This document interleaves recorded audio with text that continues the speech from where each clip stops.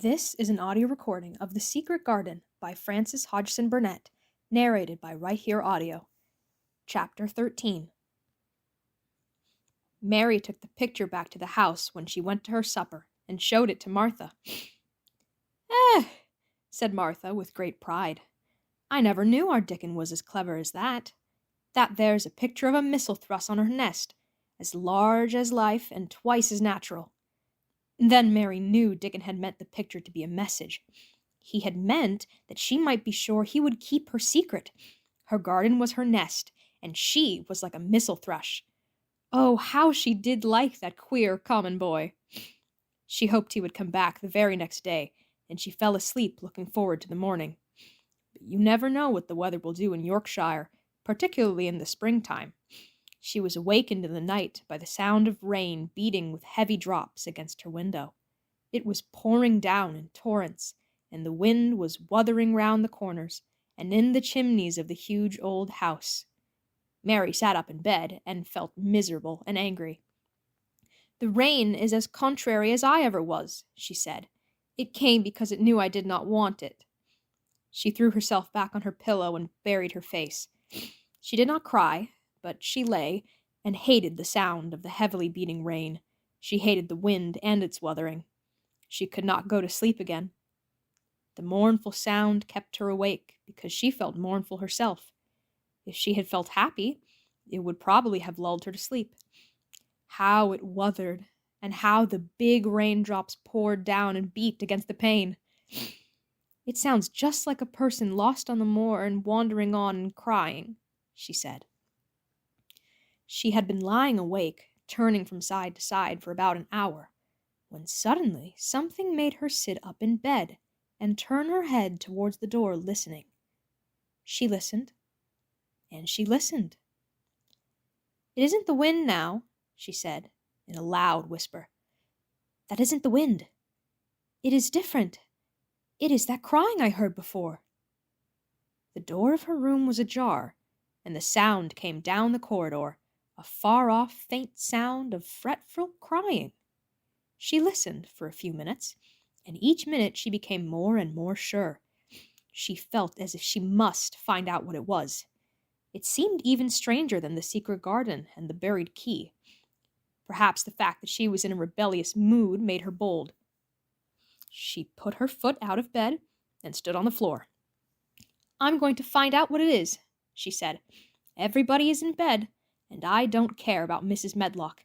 I don't care. There was a candle by her bedside, and she took it up and went softly out of the room. The corridor looked very long and dark, but she was too excited to mind that. She thought she remembered the corners she must turn to find the short corridor, with the door covered with tapestry, the one Mrs. Medlock had come through the day she lost herself. The sound had come up that passage. So she went on with her dim light, almost feeling her way, her heart beating so loud that she fancied she could hear it. The far-off crying went on and led her. Sometimes it stopped for a moment or two, and then began again. Was this the right corner to turn? She stopped and thought. Yes, it was. Down this passage, and then to the left, and then up 2 broad steps, and then to the right again. Yes, there was the tapestry door.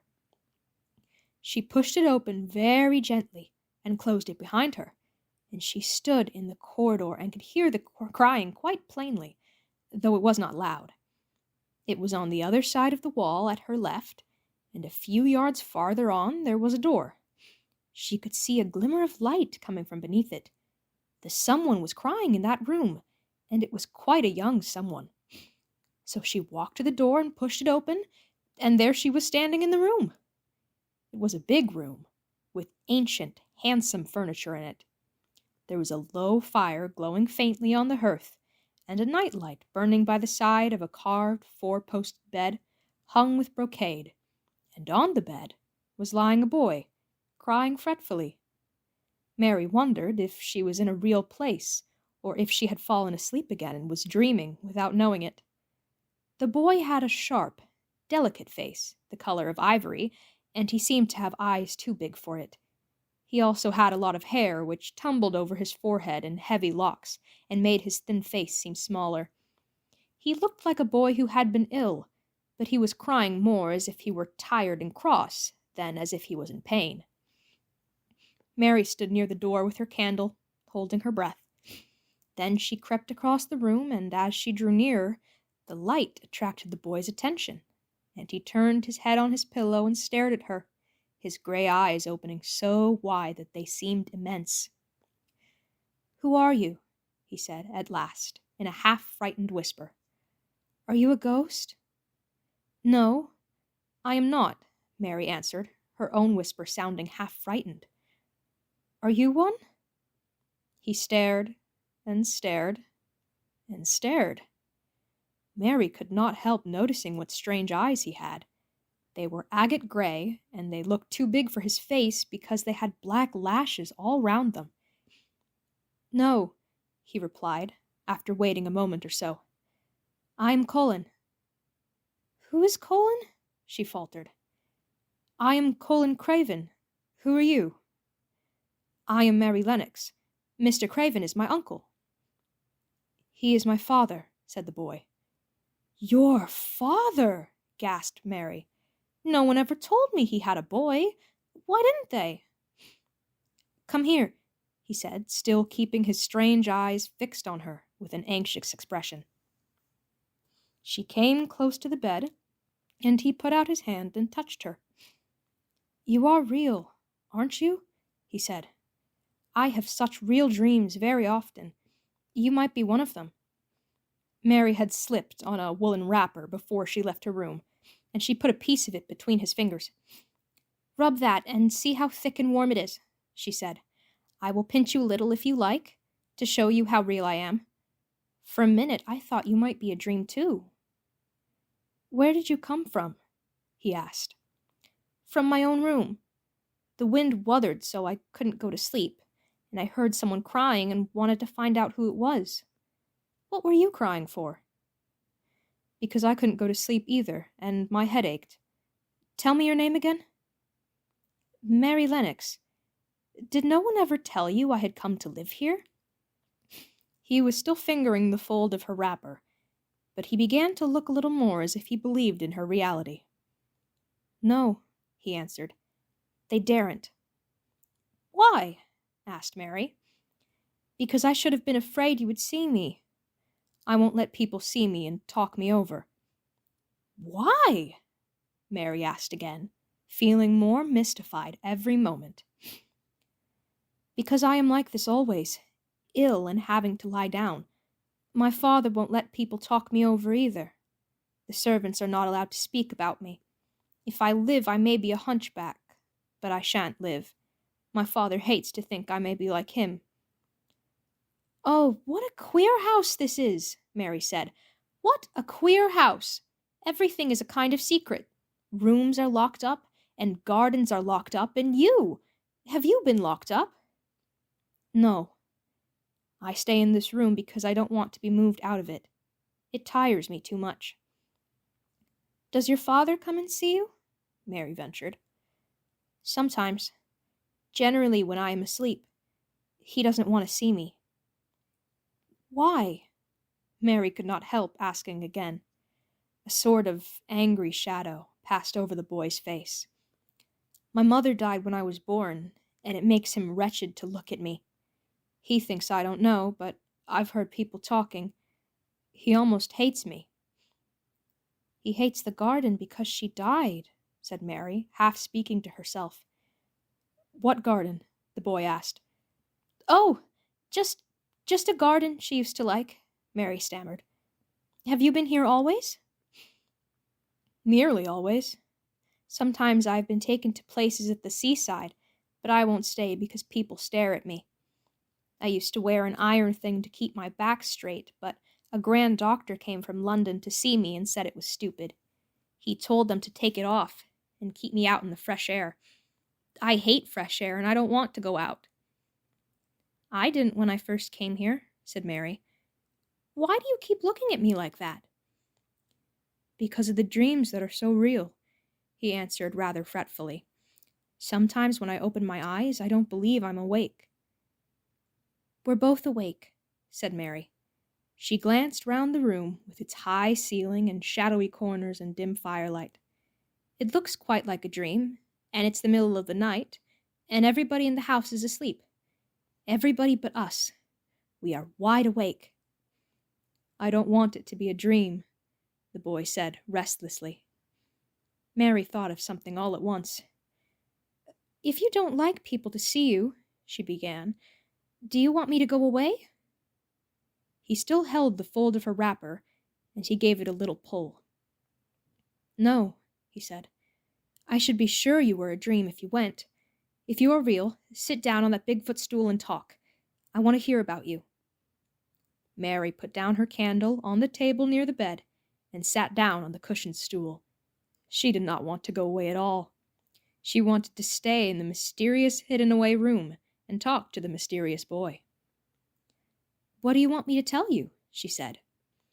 He wanted to know how long she had been at Misselthwaite. He wanted to know which corridor her room was on. He wanted to know what she had been doing, if she disliked the moor as he disliked it, where she had lived before she came to Yorkshire. She answered all these questions and many more, and he lay back on his pillow and listened. He made her tell him a great deal about India and about her voyage across the ocean. She found out that because he had been an invalid, he had not quite learned things as other children had. One of his nurses had taught him to read when he was quite little, and he was always reading and looking at pictures in splendid books.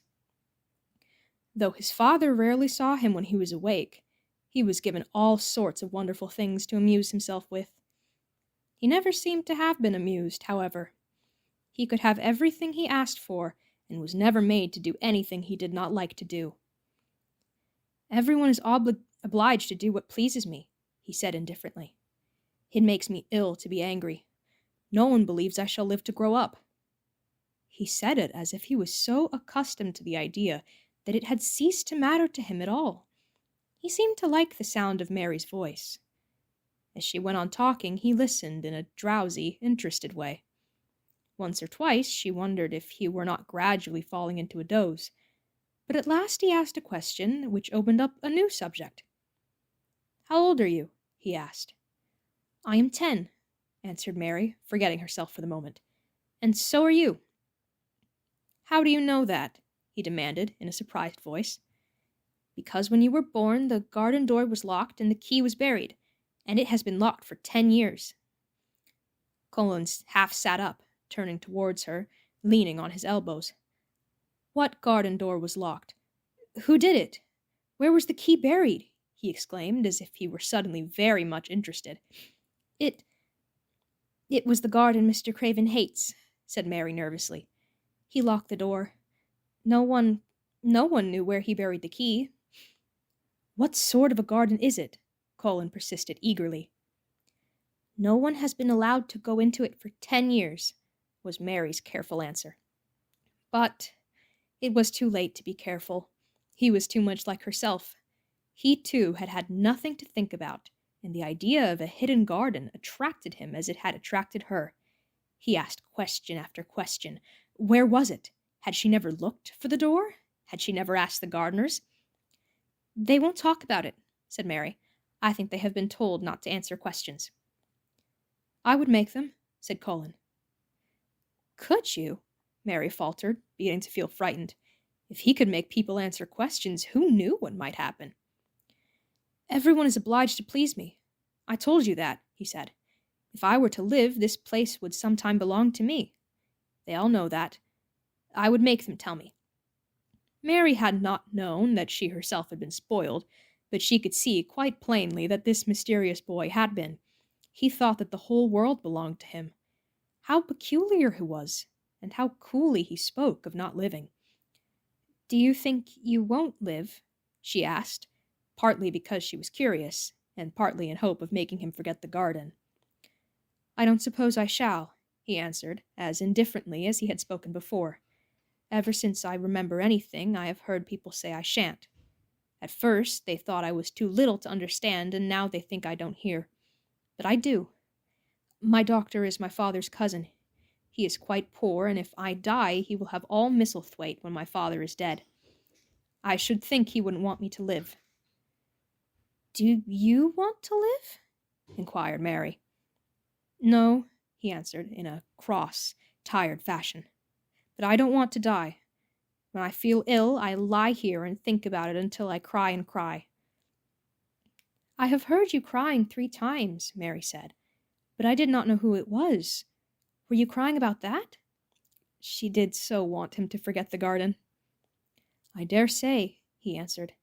"Let us talk about something else. Talk about that garden. Don't you want to see it?"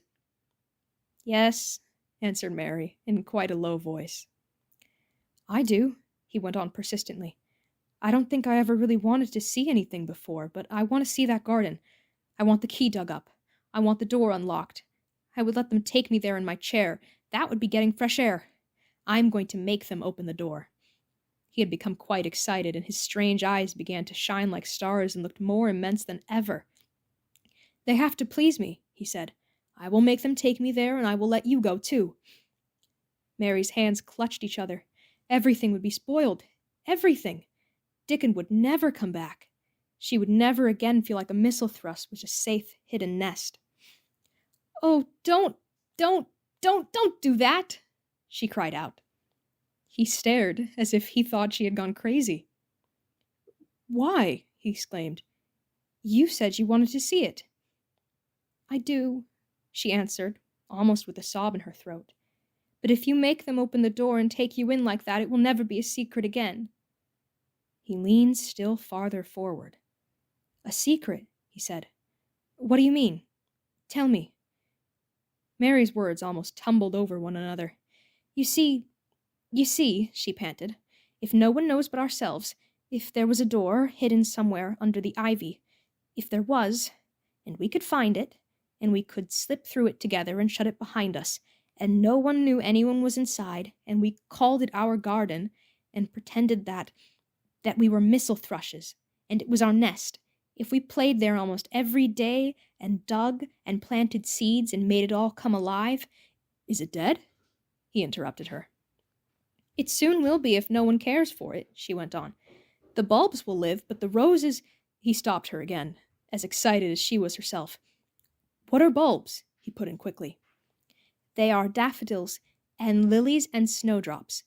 They are working in the earth now, pushing up pale green points because spring is coming." "Is the spring coming?" he said.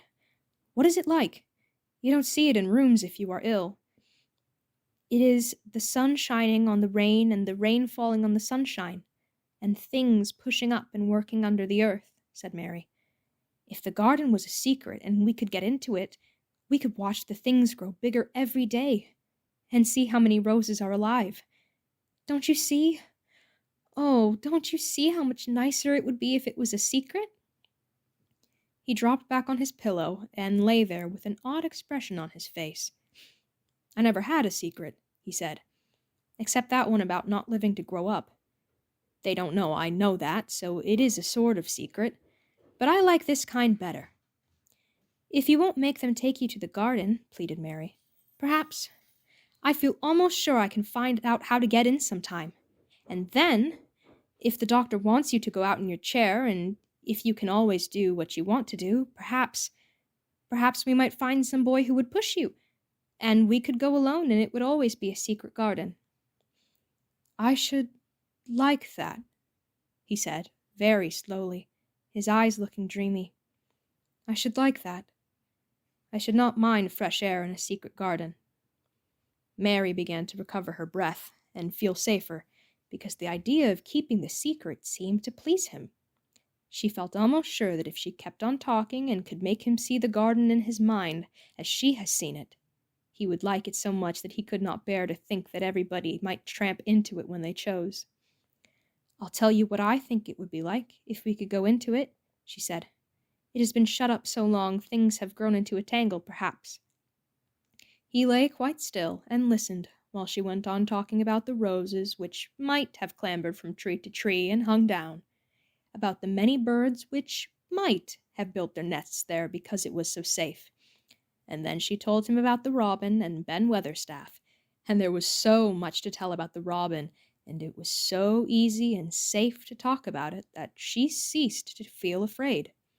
The robin pleased him so much that he smiled until he looked almost beautiful, and at first Mary had thought that he was even plainer than herself, with his big eyes and heavy locks of hair. "I did not know birds could be like that," he said. "But if you stay in a room, you never see things. What a lot of things you know! I feel as if you had been inside that garden." She did not know what to say, so she did not say anything. He evidently did not expect an answer, and the next moment he gave her a surprise.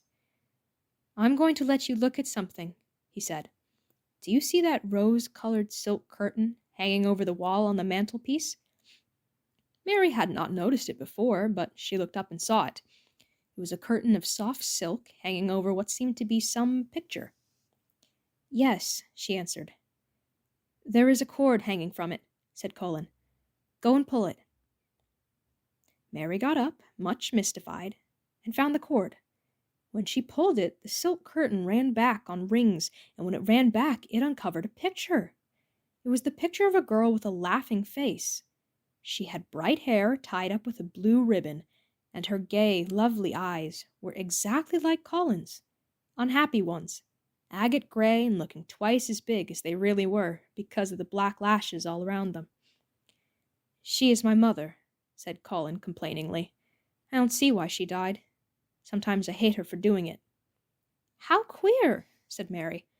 "If she had lived, I believe I should not have been ill always," he grumbles. "I dare say I should have lived too, and my father would not have hated to look at me. I dare say I should have had a strong back. Draw the curtain again." Mary did as she was told and returned to her footstool.